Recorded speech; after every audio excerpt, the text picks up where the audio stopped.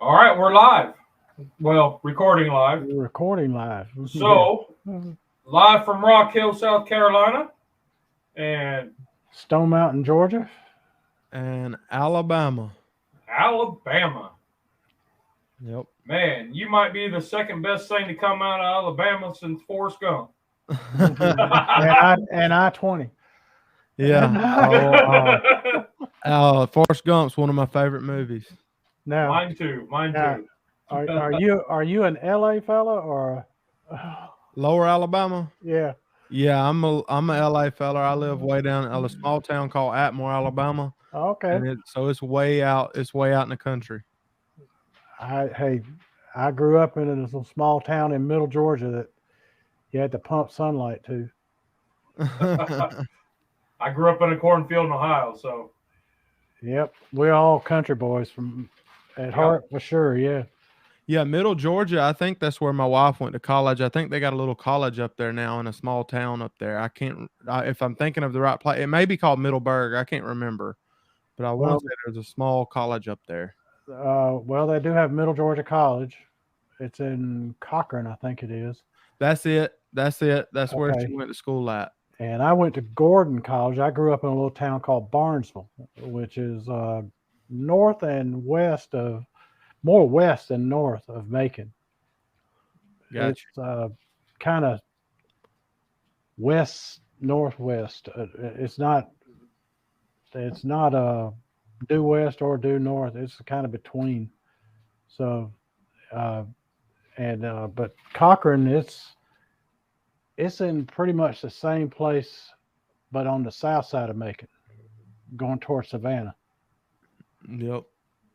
I remember going up there whenever, because we had just started dating when she went to school up there. So when you said Middle Georgia, I was like, I know what you're talking about. Yep. That's where all my family lives. Well, all the family I have in the U.S., because I got another set of family in Australia.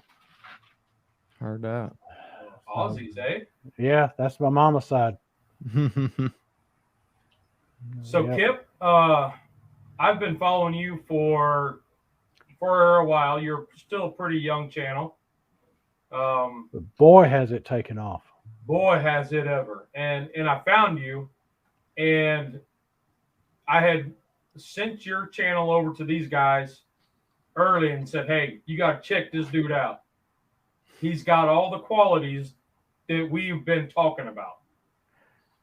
And what I mean by that is you have your why, and that is your focus and your center.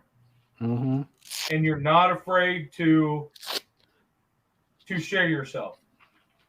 Mm-hmm. You know I was a fat kid growing up until about 2 years ago. Yep. And I still get where, buddy, I ain't jogging. It's like a train wreck. Ain't nothing where it's supposed to be. Mm-hmm. You know, but so my hat's off to you, sir. Appreciate it. That is yes, very awesome. Is. So I will let you tell us your story. Well, I mean, I grew up in a small town, and like I said, I live in Atmore, Alabama, and I've been here my whole life.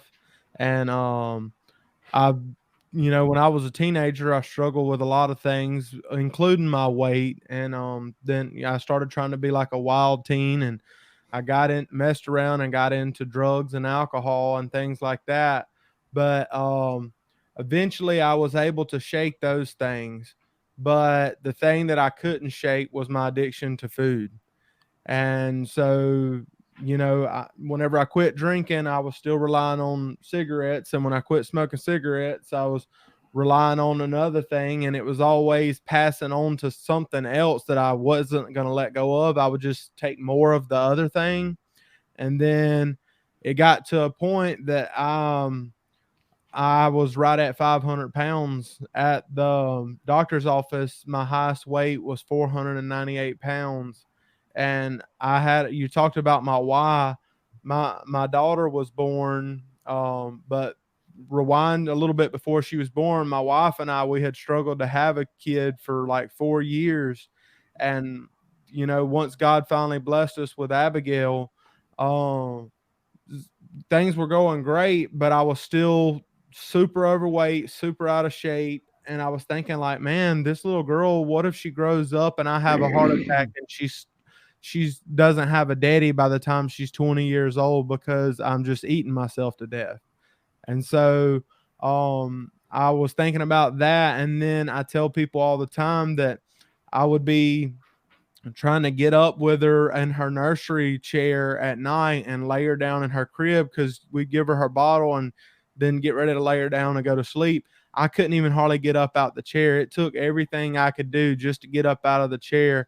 And I'm thinking like, I'm a 29-year-old guy, so I should not be struggling just to get out of a chair to lay my daughter down or to pick her up in the morning out of her crib.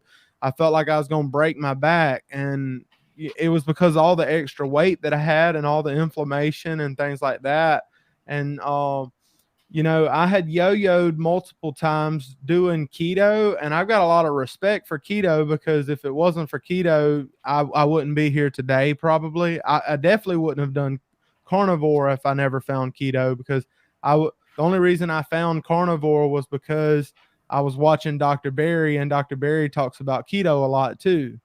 And so it's just been this whole journey of me learning one thing and then the next. And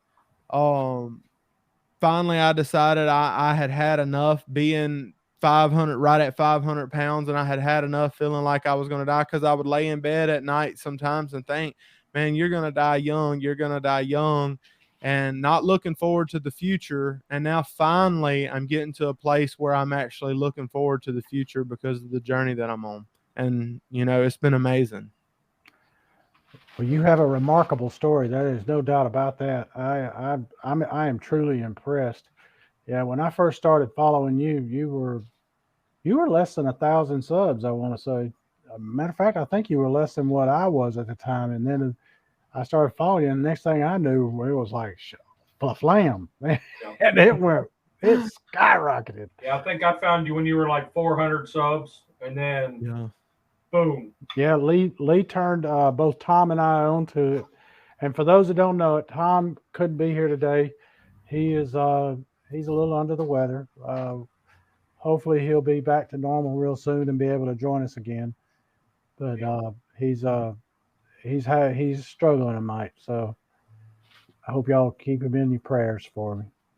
Well, Kip, your story is a lot like mine. Oh, really? We struggled when my wife and I got married 20-some years ago, and we were trying to have our middle daughter, and we couldn't. We went through all the testing, because the first thing the doctor says is it's always the women's problem. So we went through all the testing and all that stuff, and she checked out clear. You know, everything was working like it's supposed to. So it was time to pull the old Volkswagen into the shop. And that's where the problem was. I was type 2 diabetic. Mm-hmm. Didn't know it. I was, at that time, north of 350, 20 years ago. So once I started eating better, and of course, back then, the Atkins and the Jenny Craig and Dexaderm or something like that were like the fad. Yeah, we're like the fad diets. Right. And it wasn't, there was nothing to help with diabetes. It was just watch your carbs, and that's it. Yep, that's a fact. That was the guideline. That was the ditches that they gave me to stay between. Wow. And, once my sugar got under control, boom. Hey, we're going to be a daddy now. Okay.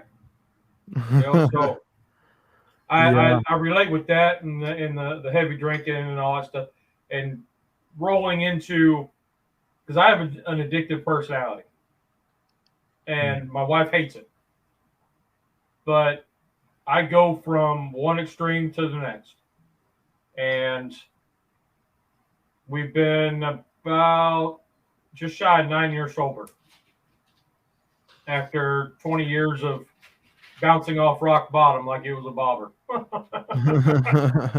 Yeah. So I really connect with your story.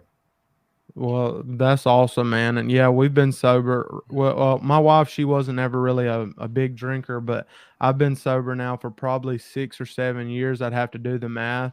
And that part, Congratulations, dude. Awesome. That's excellent. Awesome. That's yeah, excellent. I appreciate it. Yeah, that right there was a great thing. But like I said, even after I quit the alcohol and all that stuff, it just showed me how much food can be a issue because I was Oh, able to quit all that stuff, but I was still eating myself to death. And when you mentioned diabetes, like that was me too because I had become type 2 diabetic. And of course, doctors a lot of times they just, hey, take this, hey, take this, hey, take this, and they never would talk about cutting out carbs, cutting out sugars. And that, I mean, some of them would say like, hey, whole grains or something like that. And I'm just like, or eat just a little bit of food, eat low calorie. And like, I've since learned that for me, that's not the way. And maybe it might work for somebody else, but for me, that didn't work for me. And what I've been doing works because I went from diabetic to not diabetic in 4 months. Wow. that's That is amazing. awesome. That's good. That's wonderful. That's awesome. Yep. So with being carnivore, I mean, everybody, most of the people watching this will probably already know, but maybe you can explain the difference between keto and carnivore, and then you can talk about your sea lion diet. That's my new thing that I've been talking about with people. I've been kicking it around and seeing if anybody wants to do it. But anyway, so keto, if you're doing carnivore, you are doing keto. So like if I'm me doing carnivore, I'm still following a ketogenic way of living. I'm just even lower carbs than most people that do keto because I mean there's hardly no carbs in bread. I mean in not bread, but in like meat and Right. eggs and things like that. There's pretty much no carbs in it. There may be like a 1 gram or something like that in some things, like especially if you get like a processed hot dog or something, you might find 1, 2, or 3 grams of carbs, something like that. But it's such a small amount versus whenever you're doing keto and you're still letting certain vegetables in or whatever, there are some carbs that are in like different things or maybe in avocados or broccoli or things like that. And you can have success with keto because I had success with keto and I loved keto in the past. The only problem with keto for me personally was, and it wasn't keto's fault, it was my fault because I have that addictive personality.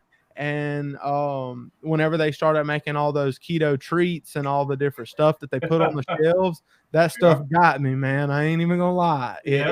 It reeled me right on in. And at first I was like, no, I'm gonna keep it whole foods. But eventually I started getting dirty with it. And that's why, like, I tell people that watch my channel, if you're gonna do keto, please try to keep it clean and stick to a more whole foods version and things like that. Of course, we're all adults and we can make our own decisions, but I just don't think we were meant to eat processed stuff. I think that people were designed to eat real food, not stuff that was in a box. And so that's the reason that I decided, hey, I'm going to give carnivore a try because it's a lot harder to make processed cookies and all this other stuff out of meat. Yeah. Where it's easier to make it with some of the other stuff that they use and label it as keto products. So it is a lot hard. You don't go in Walmart and you don't see a lot of stuff on the shelves that says carnivore on it. Right. But you go in there and you look, there's tons of stuff on the shelf that says keto. Yeah. And some of the stuff is good, but a lot of that stuff is just your big companies that come out with something gimmicky that's trying to make another dollar off of people that say they're doing keto. Well, I'm going to say if Spam comes out with a chocolate chip Spam bite, I'm going to buy it. Oh, I'll buy it too because I love Spam. I grew up on Spam. Oh, Spam, man. I mean, they're the ones that would come out with a chocolate chip Spam bite. They're the ones I think would do that. They came out with a pumpkin spice one. Yes, and I never did try that one. I didn't either. I meant to. Because you had to order it online. My wife just looked at me with pumpkin spice. Somebody said pumpkin spice. Oh, man. That stuff's all over grocery stores now. Oh yeah. But the feline diet, that's just something that I came up with recently because with that addictive personality, I felt like I had started letting a little bit of because initially I was being super strict with, hey, only meat that I'm making at home and things like that. But then it starts with like, well, let's go to restaurants and stuff like that. And you can eat pretty clean at restaurants if you pay attention to what you're doing. But then it starts getting into, you start making shortcuts. And then eventually you get to this point where I was like, man, it's getting dirtier. You know, I'm using any cheese in the world, not just like aged cheese or something. And then things start creeping in. So that's why I decided I need to tighten up. But a lot of people was saying, well, you could go BBB and E, and because y'all probably heard of BBB and E. And yes, then a lot of people said, well, you could also do line diet.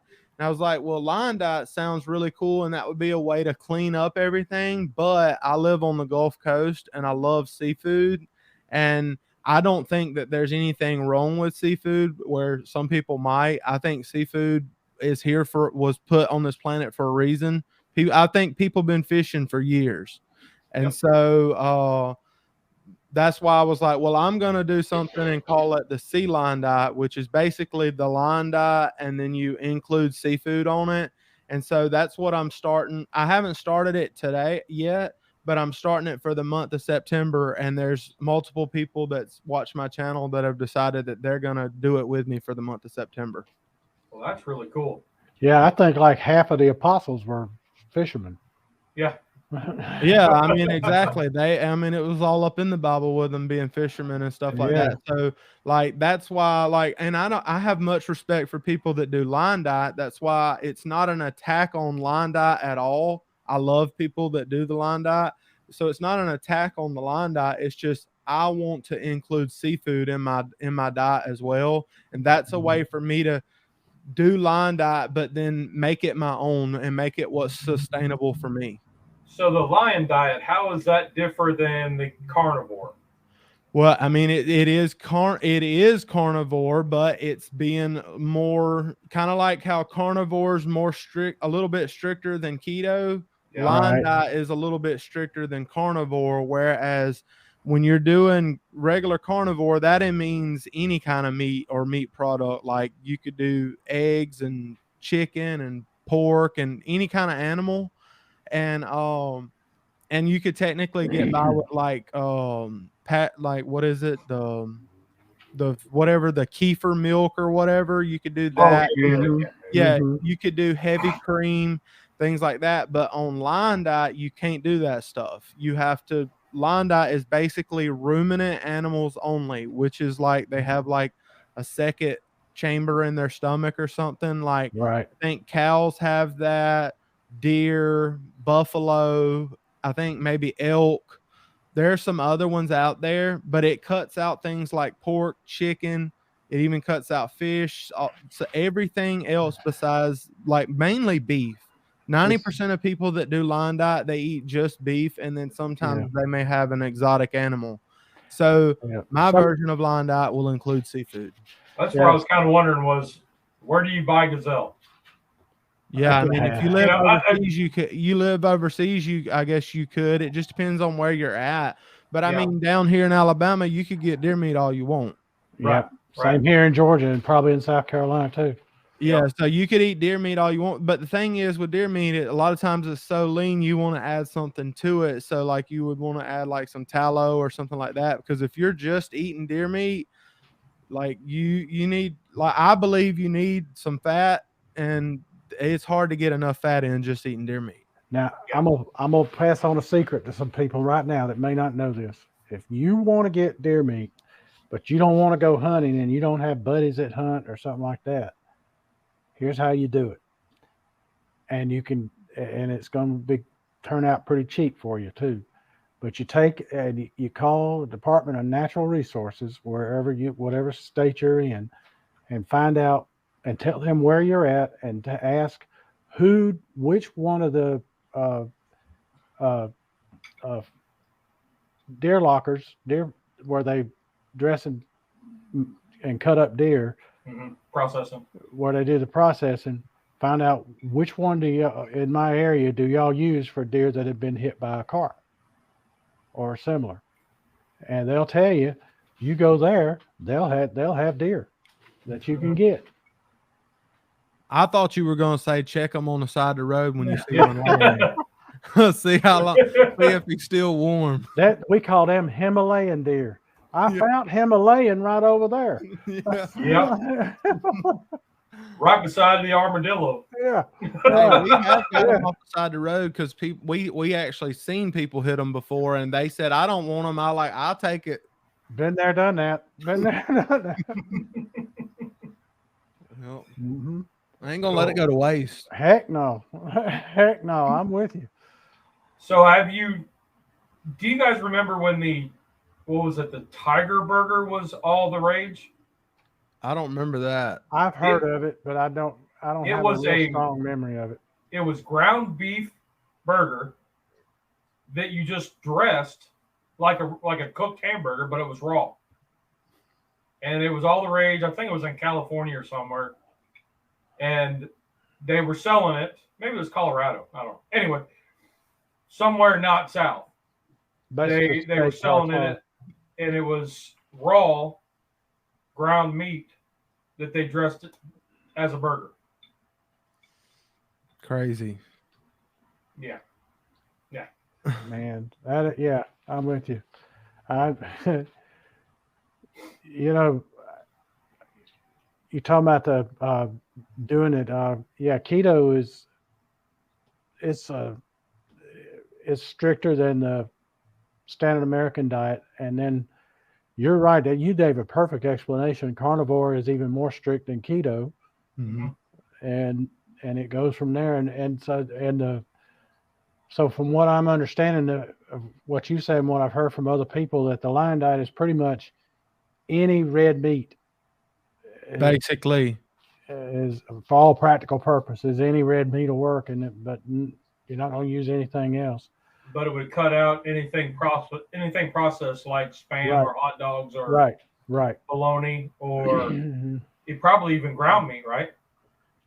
No, you could have ground beef. Yeah, okay. Ground beef, right. You wouldn't be able to mix anything but its own fat in it, though. You wouldn't be able to put any pork fat in there or anything like that. Yeah, you can, and most people that do lion diet, they only use salt too. They don't use black pepper or nothing else. They usually just use salt, and that's it on their meat. But dude, like I said, keep in mind that whenever you're doing, whether you're doing BBB&E, carnivore, lion diet, all of that, you're gonna be in ketosis. Because it is keto to the extreme. Right. Yeah. And so that's why the communities, even though they have different names, the communities are so close. Like I have a carnivore channel and tons of people have keto channels, and we still talk kind of like we're talking right now, because it's all in that. Dr. Berry calls it the ketogenic spectrum or whatever. So it's kind of all linked together. Right. Because you got the PSMF in there also. And it's still, you're still going to be in ketosis with it and all, but there's a channel. I don't know if you've seen it or not. It's Mission Keto. I've heard of it, but I haven't watched any of it. The lady who has a channel, her name is Hope. She lives in Florida. She used to live here in Georgia at one time, but she lives in Florida, and her husband she does keto. Her husband does carnivore.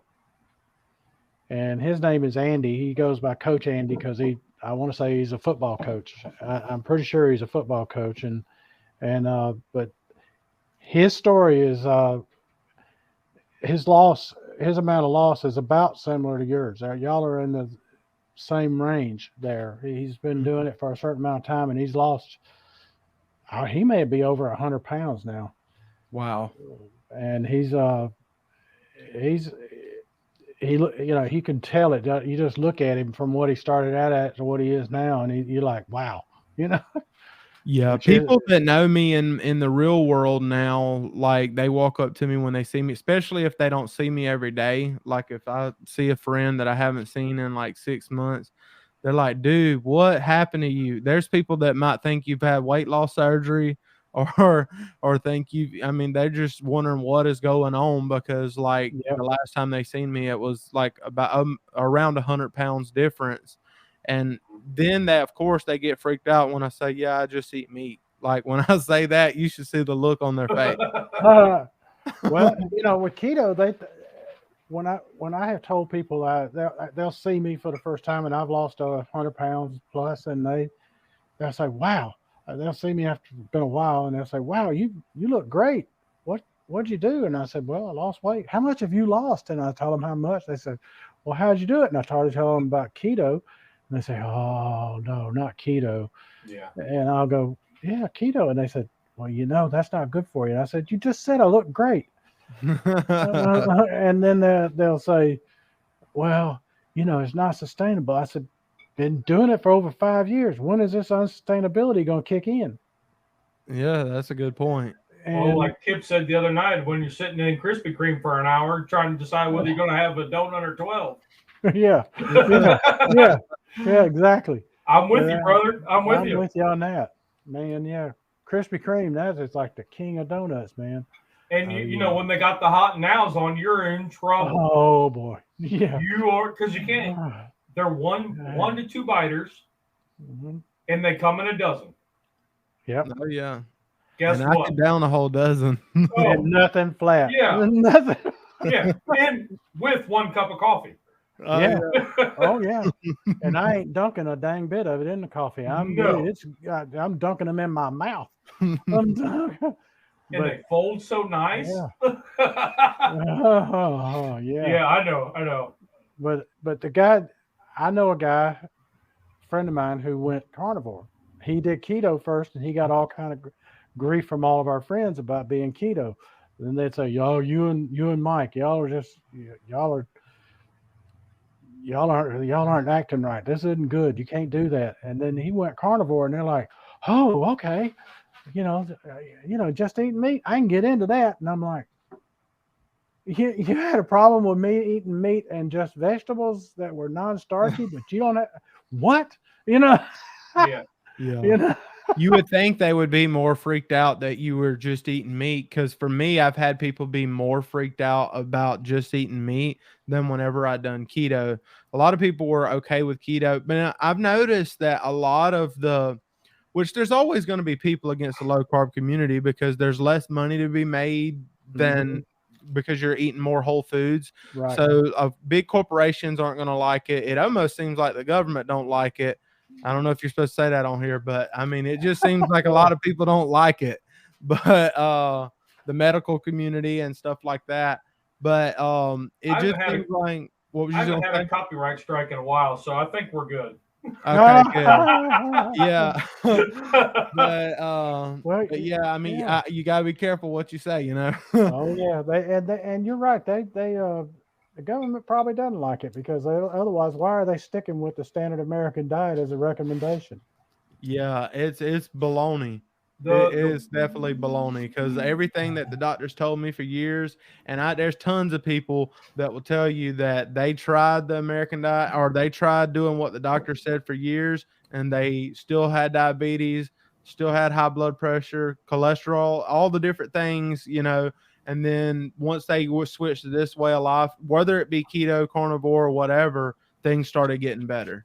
Right. And when it comes to keto, I mean, like I was trying to say earlier, like keto is great. I think what gave keto the bad rap for some people, for a lot of people that are like, oh, you're doing the keto diet, is because of all the people that got caught up in the stuff that got made in the box, because that has stalled a lot of people out. Yes, There's it has. A lot of people that were doing keto and having great success, but then it all kind of fizzled out because they only ate like Quest bars and all that other stuff like every day, all day. And I used to get tons of the Rebel ice cream and all that stuff. And when you eat that stuff every day and then you're at like tons of it and you're asking yourself why you're not losing weight, I mean, it's pretty obvious. Yeah. And the other thing I think is people went back to work. Yeah. So they weren't at home. Yeah. Like cooking. They're back to work, back to the grind. Give me something quick. Give me something fast. That's where they're kind Right. of falling by the wayside because, hey, Wendy's is right down the street. It's on the way home. We're done. And then I can sit on the couch and watch TV. Mm-hmm. I'm reminded of a commercial that was on years ago for Mayfield Ice Cream. Y'all probably know who Mayfield Ice Cream is. Oh yeah. And it's a Southern tradition in ice cream.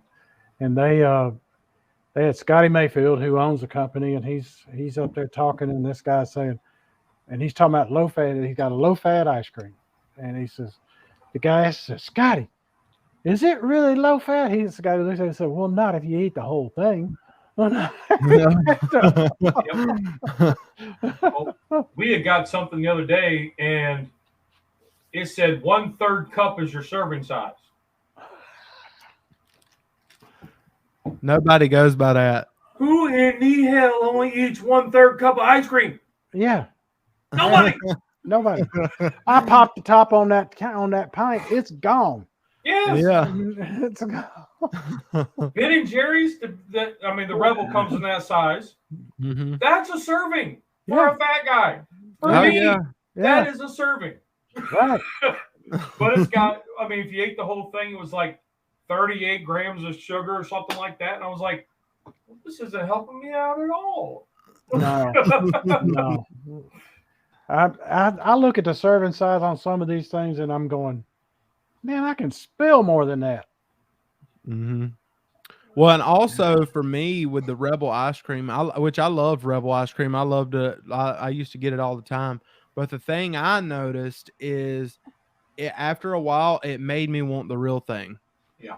The more that because it's right beside the real ice cream, right? Yep. So you're going in there and you're like, well, I guess I'm gonna get this Rebel, but I wonder what kind of new kind of ice cream they got over here to the side. I'm gonna just look while I'm here, and and so it's that constant, like, it being right there in your face, right beside the Rebel ice cream, and just sitting there eating the Rebel ice cream. You're like, it's good, but you still remember what your other ice cream tastes like. Yeah. Whereas when you keep your diet super clean, like as clean as my diet has been, it makes me to where I don't even crave sweets at all. Like I don't crave sweets hardly ever anymore, unless we were talking about the Krispy Kreme. If I stood in Krispy Kreme for 30 minutes, I'm sure I'd start craving some sweets, but I'd try not to put myself in that situation. I've got a hard time driving past the gas station not thinking about their donuts. Yeah. Man. That's when I stopped drinking, that became my addiction. I've always had a food addiction, but that became my self-sabotage. Was food and sugar, because I know if my sugar stays high for a long period of time, the cancer cells are going to come back. Mm-hmm. Because you're out of control. My diabetes is out of control. And okay. So. And sugar feeds cancer. Yes. Yep. If it stays high, if I slip and have like a donut stick, like I had a Little Debbie donut stick the other day, one wasn't going to kill me. Right. One every other hour for a week, that can. Mm-hmm. It's kind of like, in moderation. And that's kind of where I use that as an excuse to keep going, so I can have one today, one at night, and then, so I struggle with that myself. Well, when it comes to the low carb ice creams, as far as I'm concerned, the two best there is out there are Rebel and Enlightened. Mm-hmm. The Halo ones are pretty good. I've had the Halo, and I'll grant you, they've made it better. Yeah. When it first started out, it was chalky as it could be, but now it is much better. But I put it at third, and I've been able to treat the ice cream aisle like the beer aisle. Now, my wife, she loves beer. Mm-hmm. I love beer.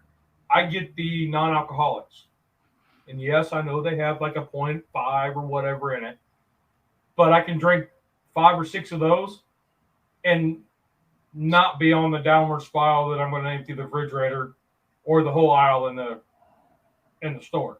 Right, and you're still going to have less alcohol in your body than you would have had if you'd have had than just drinking one of the regular beers. Right. So I can walk through the beer aisle and I can walk through the ice cream aisle. And the wife can pick out whatever she wants, and that's fine. But I know my sections. And that's where I look and that's where I stop. And I'm like, oh, what do we got today? What sounds good? And she's getting whatever she wants. Fine, whatever. And then it's like, nothing sounds good. Then you go around the corner and there's the display of Krispy Kremes. That's why I do carnivore, because the longer you do carnivore, for me, the longer that I've done carnivore, it gets to the point where when I walk in the grocery store, I like the stuff on the shelves doesn't even cross my mind. Like when I walk in the store, I'm thinking, where's the beef at? Yeah. I'm thinking where it's because something switches in your brain when you take everything. I'm talking everything, even sweetened drinks. Like for months, I wouldn't have anything other than water or plain carbonated water. Now today I'm drinking one that's got like a lime flavor in it, but it's a carbonated water. But typically I would drink only carbonated water that's plain, no flavor, or straight water. And when you get that particular with it, it's like I feel like it does something to your body and makes you start forgetting all the other stuff. And it's hard to explain it. You just have to experience it. That's why I tell people, even if you're doing keto, take 2 months out a month out of your life. You could be keto for the rest of your life, and that's fine. But everybody should at least try carnivore one time for a month or so and just see how it makes you flip the switches off and forget about other stuff. It's so weird to have that feeling, and it feels like freedom when you walk in the store, because when you walk in the store, it's like you're not tempted by everything. Yeah. And I've never been like that in my life until now. I forget who I was watching, but they said when you walk into the grocery store, if you walk the outer perimeter, that's the only thing you should be buying to eat. Yeah. Yeah, that's the safe spot. That's the spot where all the fresh stuff and stuff like that is. I 100% agree with that.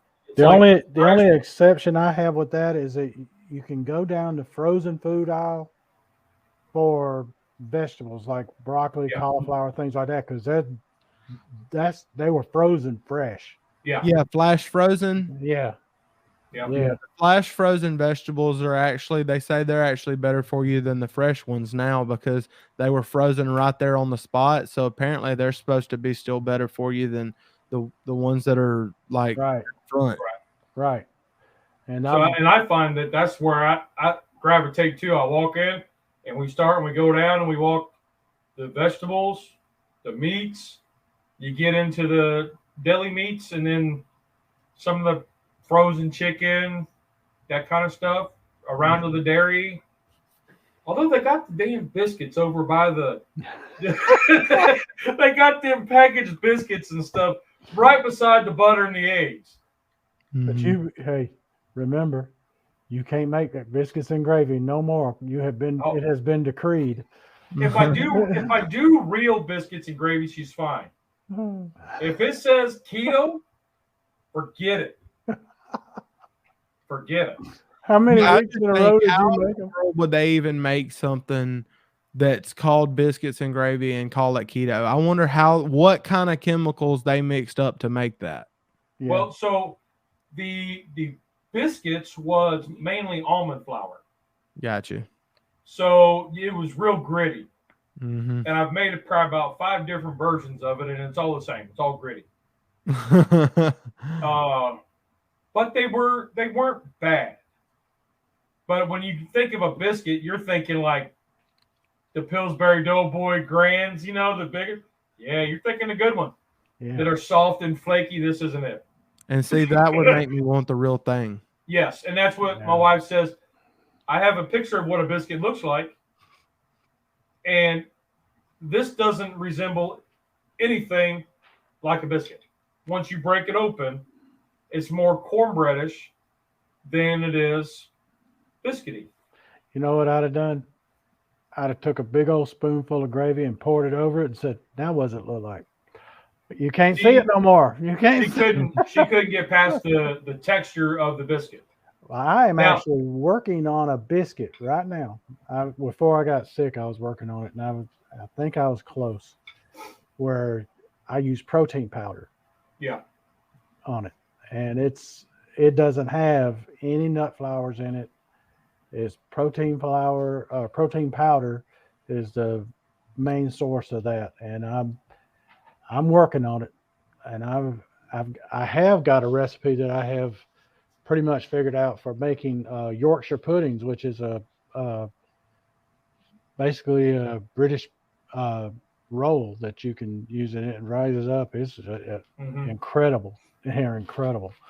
And so I do have that. And as soon as I'm back where I can do it, I'm going to get back at it because I haven't actually done much cooking here lately.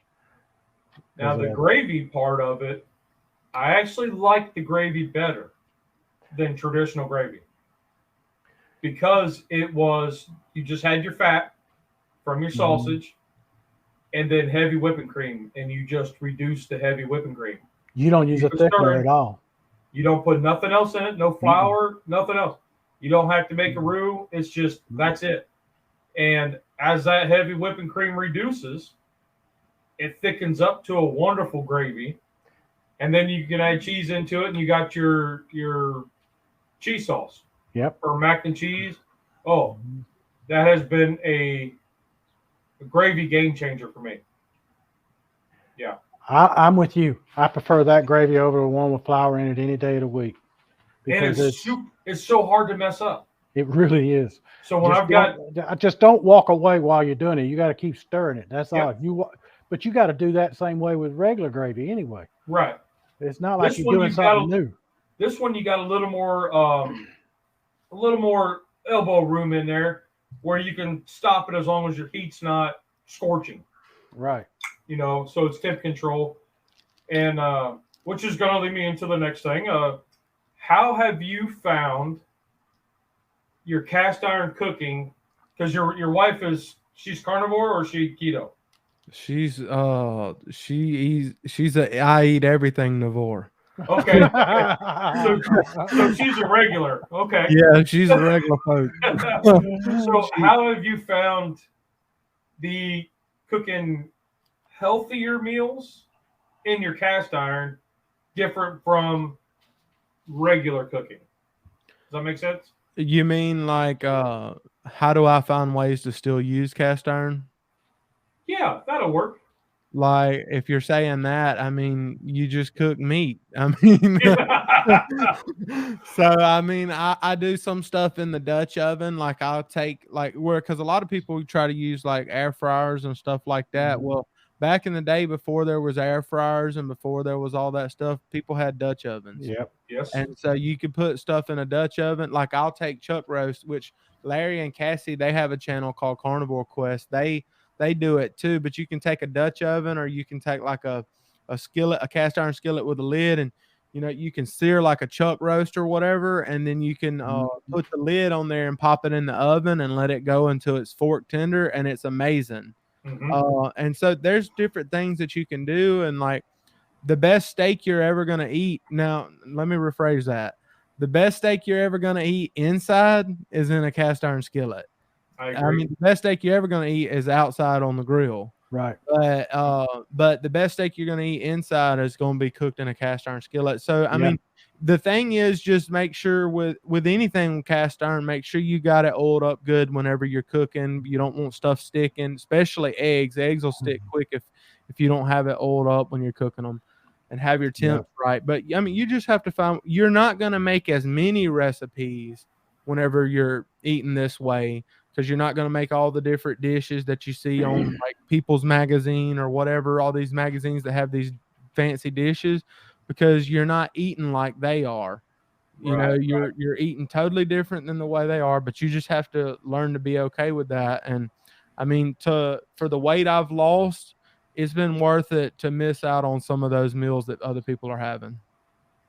Because I find that when you're eating healthy, people will move away from cast iron because I don't want to say stigma, but the impression of cast iron. Make cornbread no more. Right, like cornbread or country cooking. You know, like grandma's cooking, you can't have any of that stuff. Where I love cast iron, and I'll make keto recipes all the time in it. And they think they can't put any oil. They can't use oil anymore. So why I can't use the cast iron? Well, and so then, what kind of oil do you use? Well, you could use butter if you're on carnivore. You could use butter as long as it's real butter, not the in the jar stuff. You want like actual stick butter. And then also, but what I use most of the time is I use beef tallow. I buy beef tallow and then I just use that. Sometimes I use lard or sometimes I use duck fat. You can use oil, but you want it to be animal based. So butter comes from a cow, tallow comes from a cow, lard comes from a hog, duck fat, that's self-explanatory. So you're still using oil, you're just using it from an animal. So you don't use the ghee? You can use ghee if you want to. Ghee is fine. You can use ghee. Ghee's actually a good. Ghee is better for. I believe ghee is a better option than butter. I do too. I like the way butter tastes though. Butter tastes good. Oh yeah. Well, the ghee's got a higher smoke point. So once you get through the clarifying process, where all your milk solids drop, that's right, and then you have all your healthy fat on top, and that's clarified butter. You take it just a step farther to where it toasts. That's your ghee. Yeah. That fat temperature now has a smoke point of 425 and up. Yeah. It's like 425, 475. A great option. But I 90% of the time I just use beef tallow. I buy big jugs of it online and then just use that. And I don't have to refrigerate it or anything. I just keep it in the cabinet. Yep. That's what I do with bacon grease. I keep it I don't put, people say, you refrigerate your bacon grease? I said, no. And they said, why are you going to do if it goes bad? I said, my mama kept a jar of bacon grease right there by the stove forever and a day and used it, and it never went bad. Why is it going to go bad?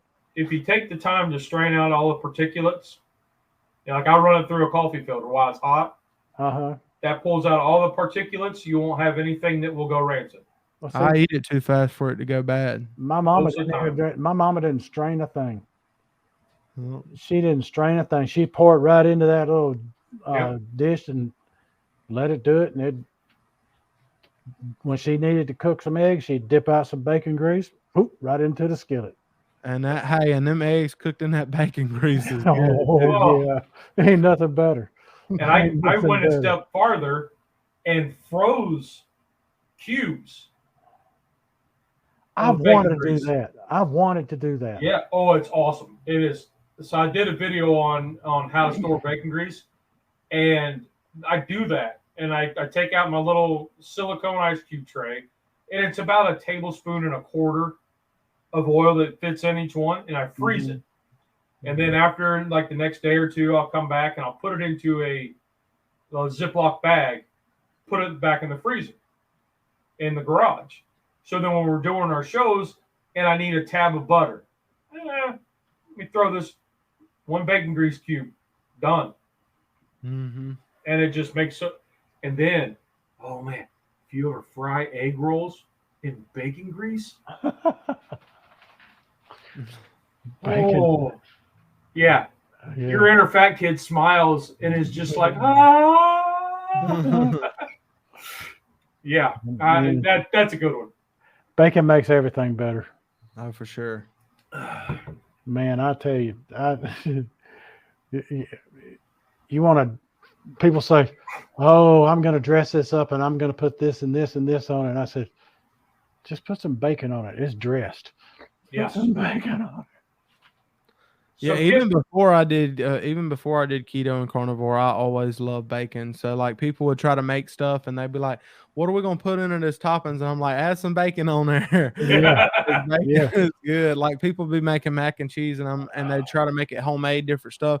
I'm like, put you some crunched up bacon on top of it. I'm telling you, it's gonna be good. Oh yeah. I had somebody ask me one time, "How do you store leftover bacon?" I said, "What's that?" And they said, "Well, bacon that's left over." I said, I'm not familiar with this. What is leftover bacon? What? There was a fellow on TikTok. I've been chatting back and forth with him for years, and hit one video. He reached in the fridge and got leftover bacon, and I said, "How do you do that?" And he goes, "Well, it's just me and the wife, and I cook up 2 pounds at a time." And I said, "Man, I can't do that because as it's coming out of the skillet, it's going in one of the kids' mouth, or the wife's coming around. So I can't do that." When I'm cooking up bacon, literally, when I'm cooking up bacon, and my grandkids were here, or when it are here, or my wife's around in there, or when my kids were little, then they were around in the kitchen, and I'd lay it out onto it to let it drain onto the paper plate with the paper towel on it. I could go back to the stove, turn around, it's gone. Mm-hmm. It's gone. Yep. So how have you transitioned your barbecue to fit your carnivore lifestyle? Meaning, well, there was many tears at first. I feel you, brother. I feel you. I had to come to the realization that everything that I had ever learned was going out the window. So, because in barbecue, it's all about the different rubs that people use, and all the different sauces, and people making like a mango habanero type sauce, or a raspberry chipotle, or some spicy honey something or whatever. And that's big in barbecue, and I learned a lot of that different stuff over the years. And so whenever I decided to do this, I mean, it really changes things. Whenever I was doing keto, I mean, I was able to still get like some sauces that were like a sugar-free or something like that. But when you go into carnivore, it gets even stricter. Like I don't know of a carnivore sauce. Like, I don't know of a single, like, I've heard some people say that they use mustard and that's it. But like most people don't use any sauce, period. So your rubs, if you're going to use rubs, are going to be dry rubs. So, and they're not going to have any sugar, no brown, because a lot of rubs are made with brown sugar. Yep. And brown sugar is a no-no on this way of living. Yep. So, or you know what I mean? So I've had to, which one good thing is, also there's what's known as like Texas style barbecue, and it's more of your salt, pepper, garlic, or some people just use salt and pepper, but you got that version of barbecue, which a lot of what I did was that already before, but there was also lots of sauces and mops and things like that. Yeah. But once I got into carnivore, I was like, well, I'm gonna do more Texas style barbecue. So I do a lot of stuff with salt, pepper, garlic. Sometimes I'll use like cayenne, or like some cayenne powder, or jalapeno powder, paprika, things like that. But stuff that's low in carbs. But then sometimes I've got to the point where I'll just use salt. I won't use nothing else at all. I'll just salt the meat, because even when I do a brisket with just salt, I don't think it's quite as good as a brisket that has salt and pepper, and especially if it's got salt, pepper, and garlic. I don't think it's quite as good, because the black pepper helps your bark and stuff, and it produces a good bite.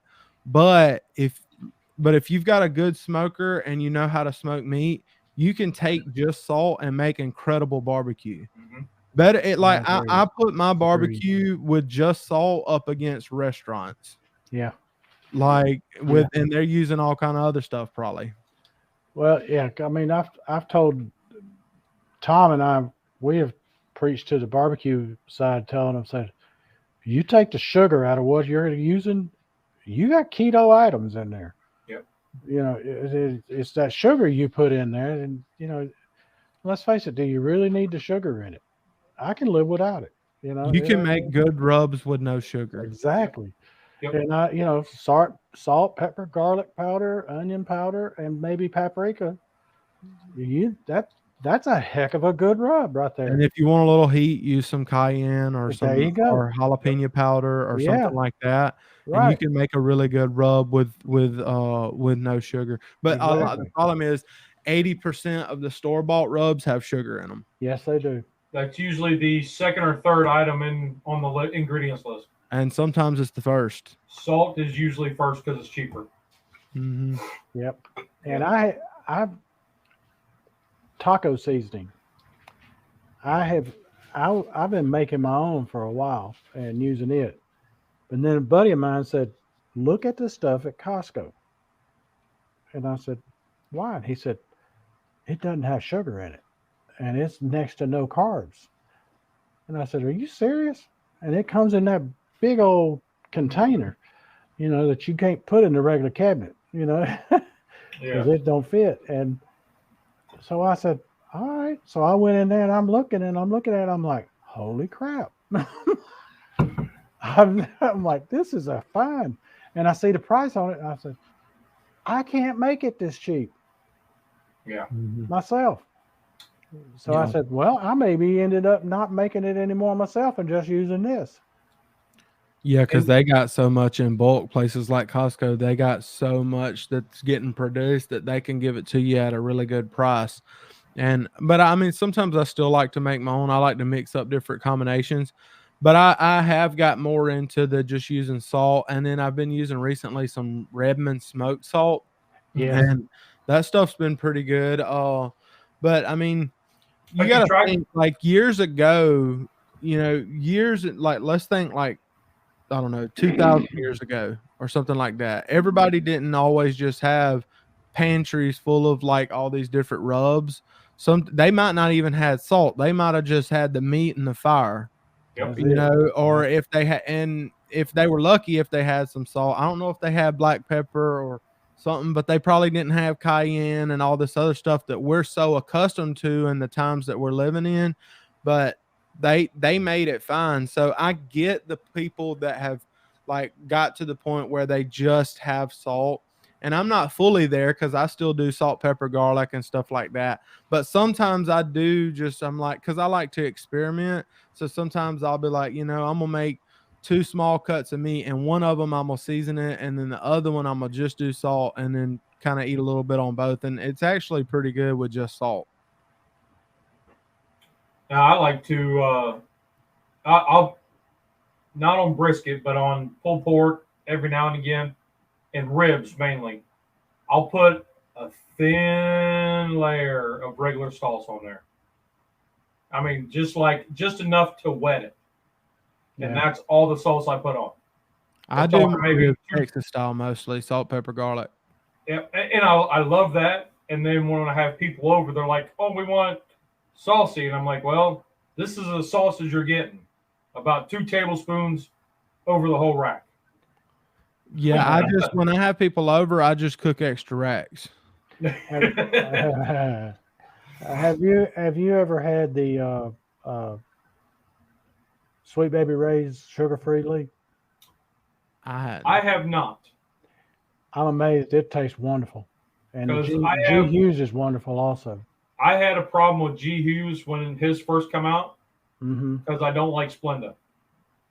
Okay. I can taste that NutraSweet taste, and I got that kind of flavor, and I was like, "Oh, it's just not for me." Yeah, this one uses sucralose also. Yeah. So but. So whenever I see Splenda, I kind of.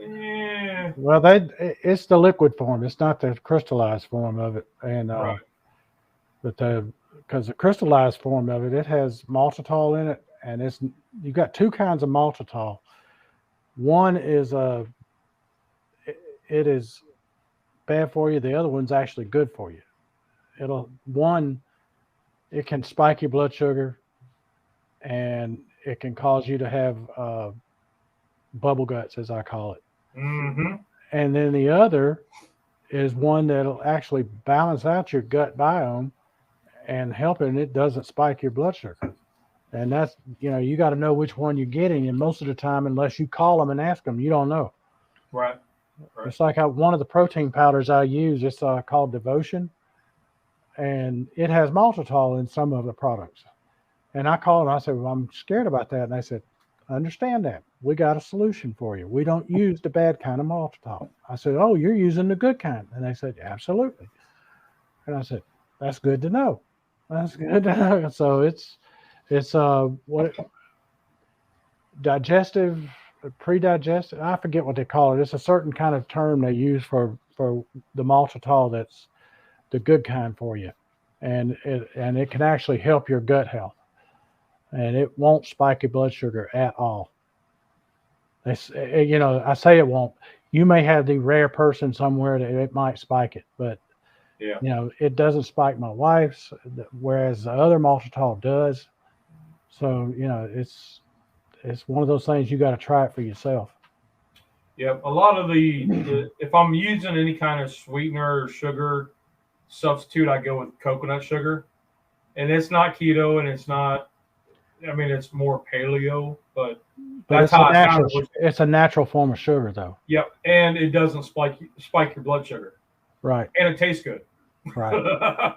So, but that's on the rare occasion. I mean, most of the time I don't even use any kind of added sugar. If you're going to use added sugar, that's probably the best choice you've got is the coconut sugar. Yep. Even above the sugar that appears in fruits, the fructose type of sugar. Yep. That'll spike a blood sugar in a heartbeat. Yep. But the coconut sugar, like I said before, it may have some folks that it'll spike it on, but there's a lot of people it doesn't spike it at all. Yeah. Mm-hmm. So, how is your wife? She's okay with the added grocery bill?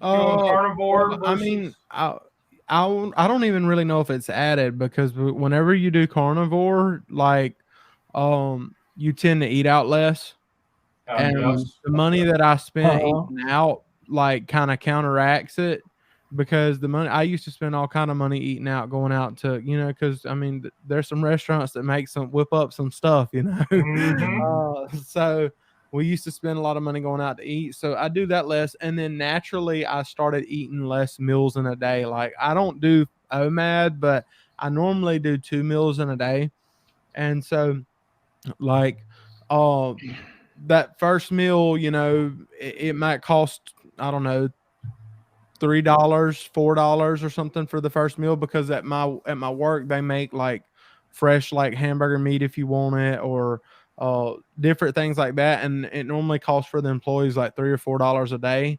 So that meal, and then plus I catch my ribeyes and stuff like that on sale, and I cut them up myself, and so a lot of times I'll get them for like $5.99, $6.99 a pound. And so even if I'm eating a pound, even if I eat a pound and a half ribeye, I mean, it's still under $10. Yeah. And so I don't see myself spending as much. And then on top of that, the money that I'm saving on drinks, because I used to get Cokes and Pepsis and Dr. Peppers and chips and cookies and ice cream and all that other stuff. And now I'm like literally surviving on meat and water.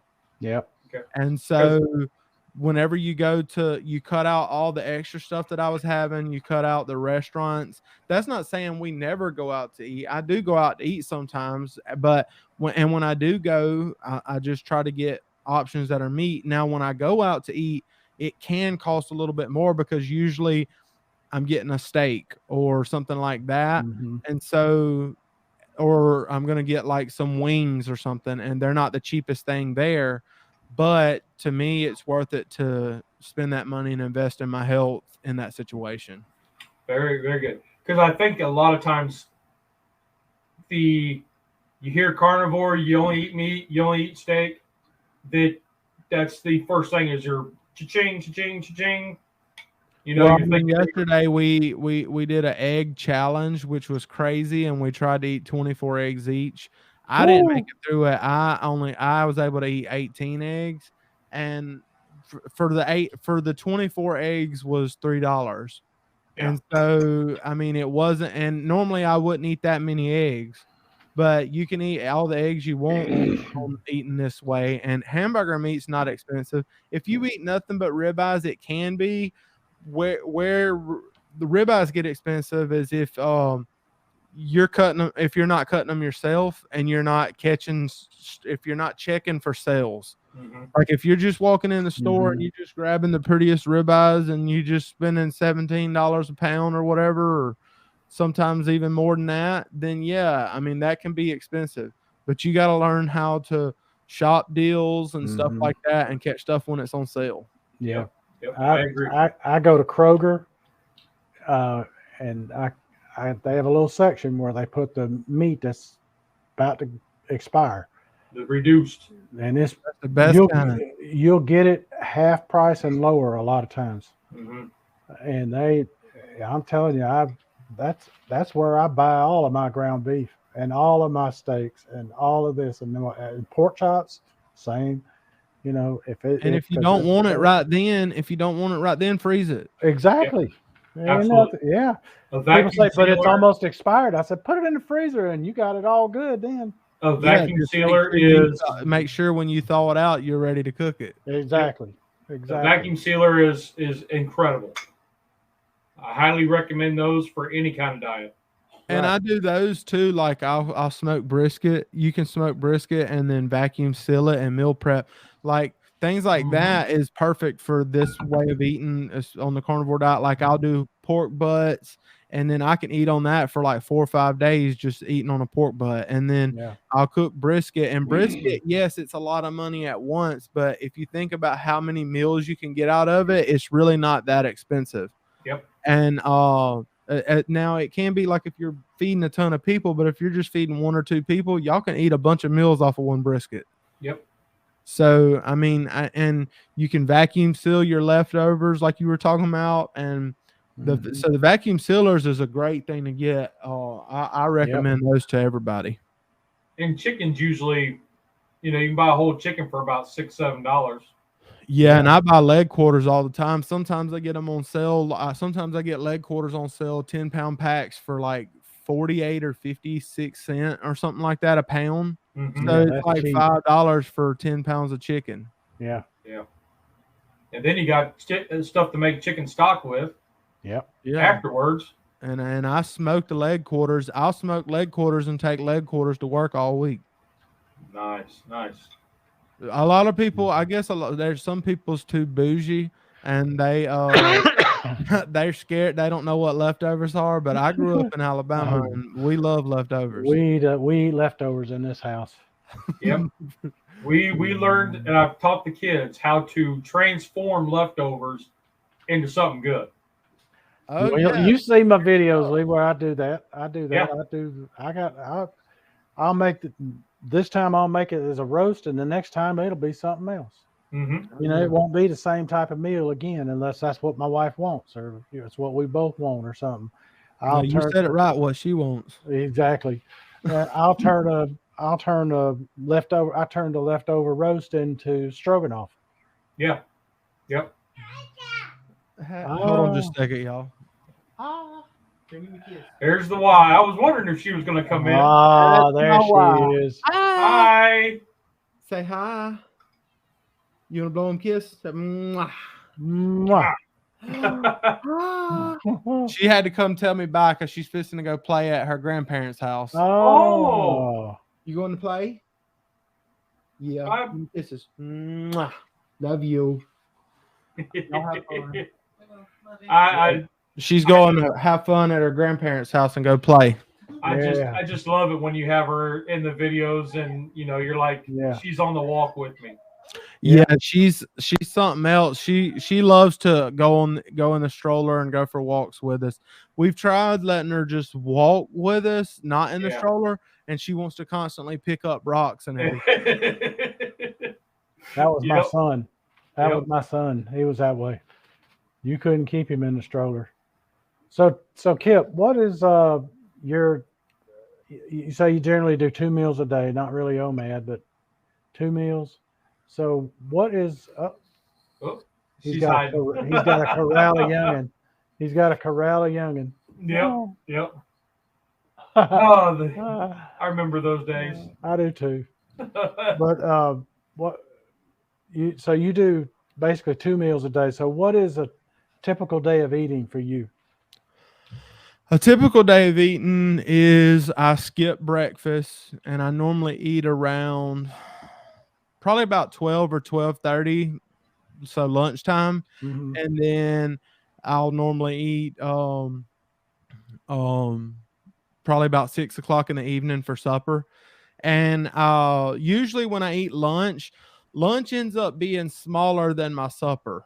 Like because it's at work and they have like, I don't know, sometimes they'll do chicken wings or sometimes they'll do like little hamburgers. I'll get them to put me hamburger on the grill, or sometimes it's like chicken legs or leg quarters or something like that. They usually have something that I can have. If they don't, a lot of times I just meal prep. Sometimes I meal prep anyway throughout the week. Like last week I made brisket on the smoker that Sunday night, and then I had brisket all week at work.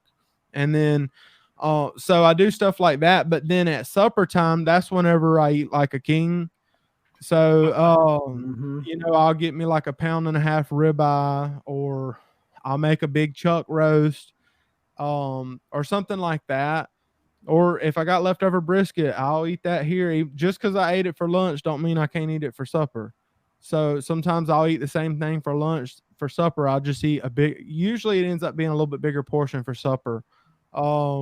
But I mean, I feel like I eat plenty. Some people say maybe I could be eating a little bit more, but I mean, if I was to weigh it out, I would say I probably eat 2.25 to 2.5 pounds of meat a day. And that's pretty much about what I eat every day. Okay. So I got the little Tom on my shoulder saying, watch your time. he's very try to keep it at an hour. And I'm like, we could talk for hours. I mean, so I got one question for you. Okay. Now, when you go out to eat, and there's probably a Texas Roadhouse close, how do you not dive into that bowl of bread? It's tough. Can we rephrase that? That never-ending bowl of bread. Yes. Even when you say, don't bring me the bowl, they bring you two. Yeah. Yeah, I honestly I try not to go there all the time, but because it can be a temptation. I remember I went there with my wife a couple months ago, and she was eating them, and I was sitting there thinking like, man, they look good. So and then in your mind you're like, I just try to remember, like y'all saw my daughter come in the room. I try to remember my why, and that kind of helps me to stay motivated and keep doing like I'm supposed to be doing. But normally I just if I was going to get a small steak when I got there and then I see her eating the rolls, then I change my mind and get a bigger steak, and that takes care of it. Because that's always the hard part. I can do really good, and then at the last minute, there's like just one roll left, and everybody else has already eaten 2 baskets. And I'm like, I'll be like, please hurry up and eat that roll. Yeah. Yeah. And then they're like, but if I eat that, then I won't want my dinner. And I'm like, I've got a salad coming. Come on, please. Help a fat guy out. Yeah. Man. So do you eat cheese at all?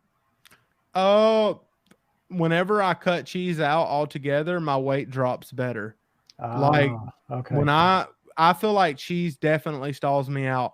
I've kind of in the past month, I've not been as strict as I know that I could be. Like I've loosened up a little bit, and I think it's been affecting the scale too. So no, I haven't been gaining weight, but I haven't been losing like I would like to. Right. And so that's why I decided, to start the sea lion diet. But when I got to thinking about starting it, probably like a week ago, I was like, well, the month's already started and I can start now. But I was like, if I wait until next month, then maybe some people from my channel might actually join it with me. And I don't know why. It just feels like if I have some people doing it with me, that'll help me stay motivated to stick with it. Mm-hmm. So that support group is incredible. Yeah, that's why, and having the channel has helped me to stay strong because like people, they ask questions, okay? They want to know everything. Yeah. Like when you get tons and tons of comments all the time, people always asking, "Hey, what you weigh now? What'd you eat today? What'd you do this?" And I'm just like, man, you got to be straight. Yep. So, I mean, yeah, I do eat cheese sometimes. I don't go out of my way. I don't buy cheese anymore. But whenever, like, if I go in a gas station and I can't find nothing and they got hot dogs that have cheese inside the hot dog, I'll have that or something like that. But I don't go out of my way searching for cheese. Yeah. Because I know that when I have cheese, it definitely, like, if I eat cheese every day and then I'll weigh a week from now, I'm not going to drop a pound. Wow. Yeah, I get it. I get that. I wonder if it's 100%. part of the kind of cheese. Like if you have Swiss, I don't know, or if it's more like a cheddar where it's a little more processed. Well, a white cheese versus a yellow cheese. Well, at first I was using. I noticed when I first started carnivore, I didn't have any cheese, anything like that, and the weight was coming off. Yeah. And then once I started adding cheese, I didn't go to American cheese or something like that. I started adding like the aged Parmesan stuff, like the hard rock stuff. And even with that, it started showing up on the scale, not as pounds, but as pounds I couldn't lose. I started getting to a point where I just couldn't drop more weight, and I feel like it was because of the cheese. And I love cheese. I hate it. I wish I could just eat all the cheese I want because cheese is one of my and cheese is one of them things too. It tastes so good that you'll eat too much. Yes. Yeah. And it's the same way with people that eat pecans and all that other stuff is like, yeah, I mean, they can be good for you, but it's not good for you to sit down and eat a whole bag of them. I wonder if it just takes longer to process, like for your body to process it, so it holds it longer. Well, then maybe that might be it. So then by the time next time I'm eat cheese tomorrow, I'm still processing the other stuff. Yeah, so I can never lose weight. Because they always told us if you eat too much cheese, you're going to be plugged up for a week. And that's probably what it is. And it could be that if you're only having like a slice or two a day. And my buddy Dave from No Carb Life, he had done carnivore for like 10 or 11 months, and he had lost weight, and he had got real small, and he was looking great, but he decided to cut cheese too. And whenever he stopped eating cheese, even though he was already at a pretty good weight, he still dropped more weight. It was like he feels like inflammation left his body, and like some more area in his stomach got flatter just from cutting the cheese out of his diet. Wow. Okay. All right. So I'm kind of thinking like there's something to it, you know? Yeah. Because you got to think years ago when people were, I try to think back in time, and like back in time when people were hunting and all that other stuff, they weren't sitting around making all these 50 types of cheeses. Yeah, that's true. They didn't have all that stuff. They was like hunting for an animal and trying to cook it up and eat as quick as they could, because then they had to go on and try to find something else, another animal or something. Right. So now we just got access to everything. True. But they were churning butter. Yeah, they probably did do stuff like that to cook with and stuff like that, but I just don't think they had the stuff that we do now, you know. Yeah, the cheese was harder to come by. The butter was something you could do right there at the house a whole lot easier than you could the cheese. Mm-hmm.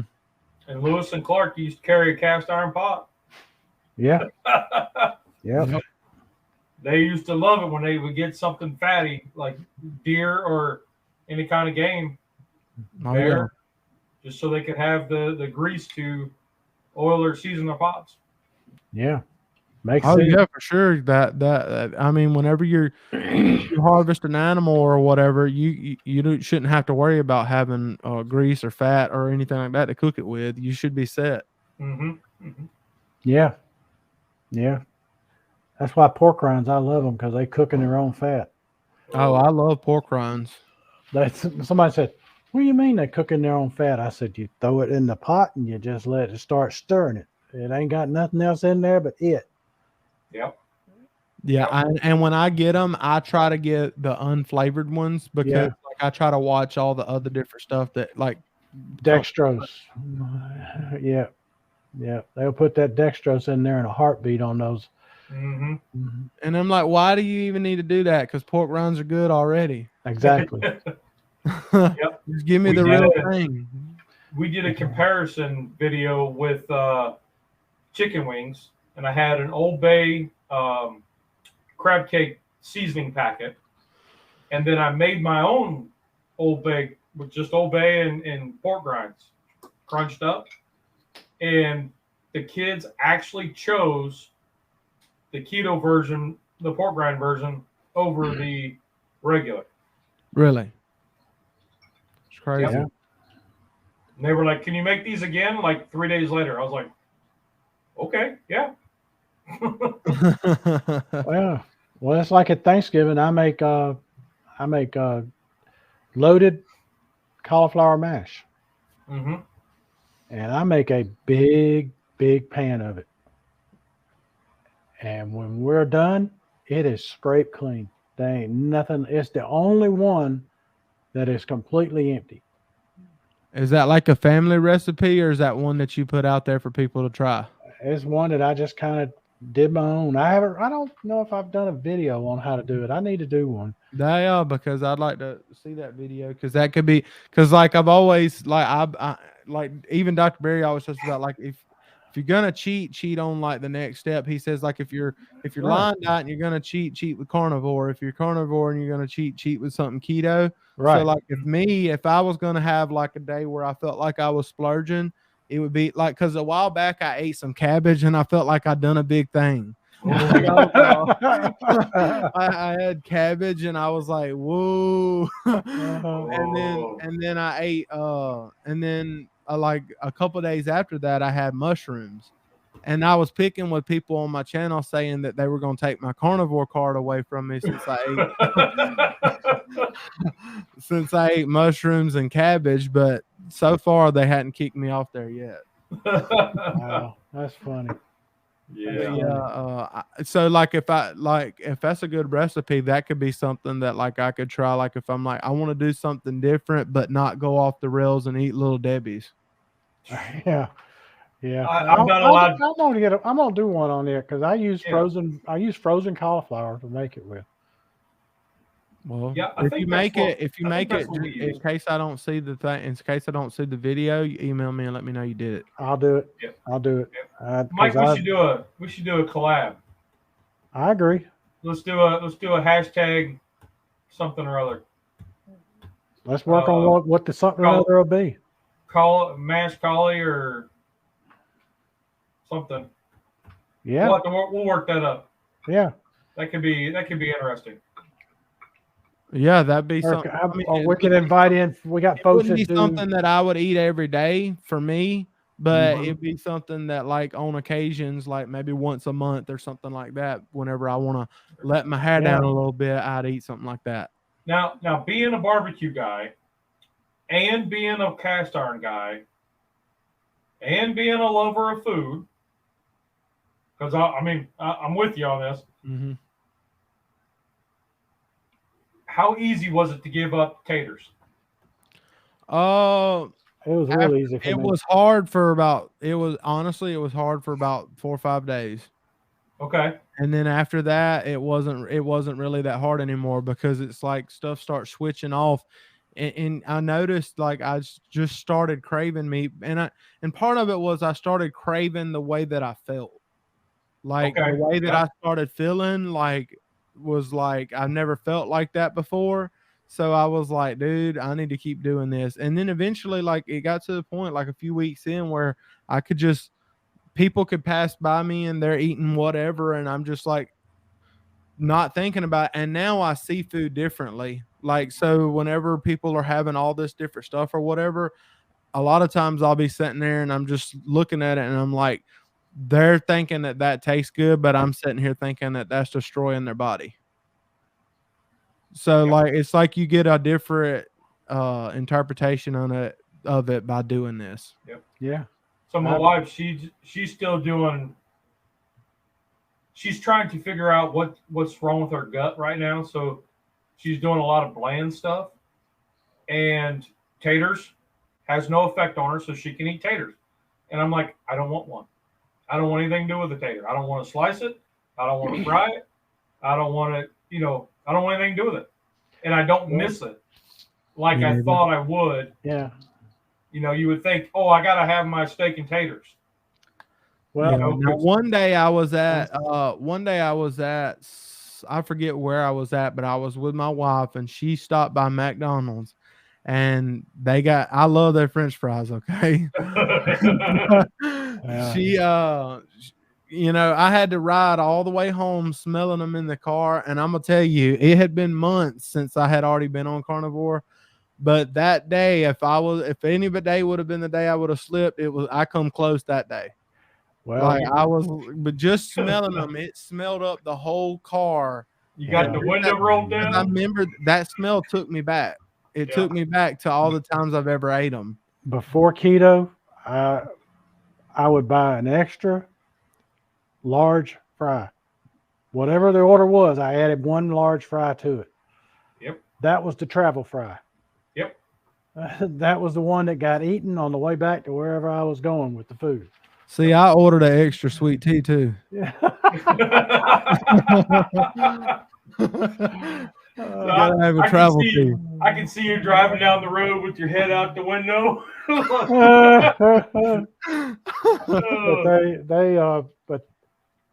for potatoes, really and truly, it was not that hard for me because I started doing the cauliflower mash pretty quickly, and I was preparing it just like I did potatoes.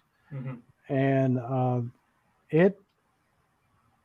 what I figured out real quick was I didn't really like the potato. Just think about it. Did you really like the potato? Would you sit down and just eat plain potato? Mm-hmm. Or was it everything that went in the potato that you liked? So if it was a baked tater, I mean, I grew up with baked taters, butter, salt, and pepper. No. That was all I had on that. Can't put that in there. That was all I had on the tater. Yeah, he's saying to just have just a potato with nothing. If we were slicing taters, mm-hmm. just a little bit of salt. But see, I would eat taters with just a little bit of salt. But if you take just a plain tater, nothing. Mm-hmm. I mean, a naked tater, and set it down. Is it something that you would enjoy eating before you started doing this? Not all the time. It was like usually I would only eat them raw like that if I was slicing them to cook. It's cooked. It's cooked now. No. But there's nothing in it. Yeah. You're just eating the plain tater. It just bland, nothing. I'd have to add salt. Yeah. But if you go and you look at it, with the cauliflower or whatever you're using for it, your potato substitute, if you add that in there, like you add in your cheese or your sour cream or your butter or your bacon bits, salt, pepper, garlic powder, onion powder, paprika, whatever, pickles, I don't care, whatever you want to put in it. If you add that in there and then have it, you're like, man, that's good. But if you, so it's what you put in it that makes it good. Mm-hmm. So if I can do the same with the alternative, I think I've accomplished something.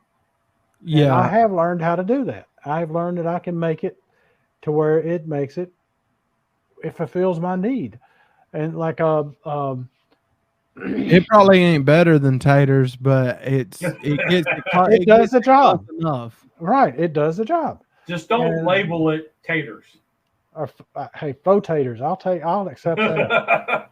That's where my wife draws the lines. When you label it what it's supposed to be, but it's nothing like. It's like, Steve on Serious Keto, he said he made a loaded cauliflower potato salad, and he had his wife test it, and she goes, and she tasted. It's tasty. It's good. But she said, it's not potato salad. And she said, what? He said, call She said, call it cauliflower salad. You know, I'm good with that because I like it. I'll eat it. Yeah. But, you know, it's not potato salad, so don't try to pass it off as that. I'm like, I can live with that, you know? Yeah. And I make a, you can look at my cauliflower salad, you can look at it, and as long as you don't pick it up and inspect it real close, it's going to look like potato salad. And it's loaded. It's a loaded potato salad or cauliflower salad. And it tastes, my wife will tell you, this stuff is good. This stuff is good. Yeah. And all right. We've been on for an hour and a half, and I know Tom's going to be like, oh. So Tom ain't here. That's true. That's true. It ain't rice. It ain't rice. He cracks me up. That's his big thing. We'll call it. Somebody will say cauliflower rice. It isn't rice. It ain't rice. It's cauliflower. He gets. He and I go back and forth about that. Yeah. Well, Kip, it was a pleasure talking with you. I have loved it. Thank you for coming on. Absolutely. I enjoyed it. And I loved all the talks about the country things and stuff like that. I grew up down in the South, so I felt right at home. There you go. I appreciate y'all having me on here. And, you know, if y'all ever want to chat again, just hit me up and let me know. All righty, man. We will. This is one time where everybody on here understood everybody else. Yeah. Oh, yeah. I speak y'all's language. Yep. All right. Come from down yonder. Talking to y'all. I appreciate it. And thank y'all for reaching out to me. Well, after you end it, don't go nowhere because I'm going to tell you something that I see on the screen right now about the recording. So. Oh, okay. Okay. Go ahead and end it. Well, all righty. Well, we will get out of here, and we'll catch you guys on the next one. And how do you end this? Just say end recording up in the upper right. No, I mean, you got an outro? Oh, see you next time. All right. Have a great week, everybody.